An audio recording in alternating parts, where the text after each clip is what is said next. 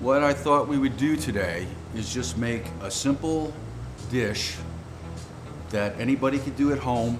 It's tasteful, it's elegant looking, and even an idiot can do this.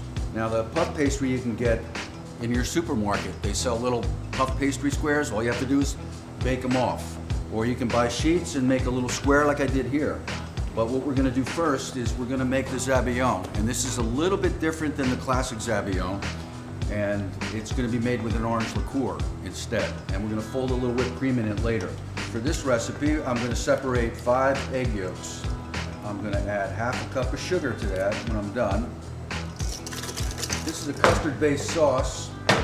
Now, instead of using marsala, we're going to end up using an orange-flavored liqueur to give it just give it something different. That's all. And if I didn't specify how much liqueur, it's because I don't know. I do this off the cuff every day. But if I was gonna estimate, I'd say like half a cup. And then what I'm gonna do is cook this on a double boiler. Got the egg yolks, the orange liqueur, and the sugar, and I'm beating them over this hot water here. It's called a bain-marie. And eventually you'll feel it start to get thick. And I call that the catch. You'll feel it on the end of your whisk. Now, with anything else in the kitchen, you've got to practice this stuff. But if you should happen to overcook it, you can always pass it through like a strainer or something and get the lumps out. Because I guarantee you, the first time you try this, you're gonna do that. And once it gets thick, we're gonna take it off the stove, let it cool. Because after that, we're going to add a little bit of whipped cream to this. We're going to fold that in.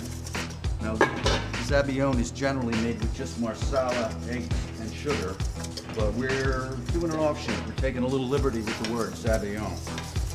Just like people use the word aioli for every little bit of mayonnaise they make. You'll feel it. There we go. That's the catch. And it should coat the spoon, just like that, okay? That's how simple this is. So once I folded in the whipped cream to our custard base, I'm gonna go to the oven here. Our puff pastry, separate it, like so. Put the bottom down. Now what I'm gonna do is I'm gonna just take a little bit of the custard and put it down there so my base doesn't move. I'm gonna add a little bit of the Zabaione to that. Now we have the base down. We're gonna add our fruit. I've chosen blackberries. I've got some nice ripe melon, some fresh mango. Got some raspberries. Any fruit will work with this.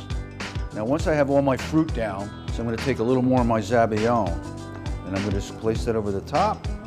Okay, now I'll take my lid and I'll just kind of cock it there so it looks nice.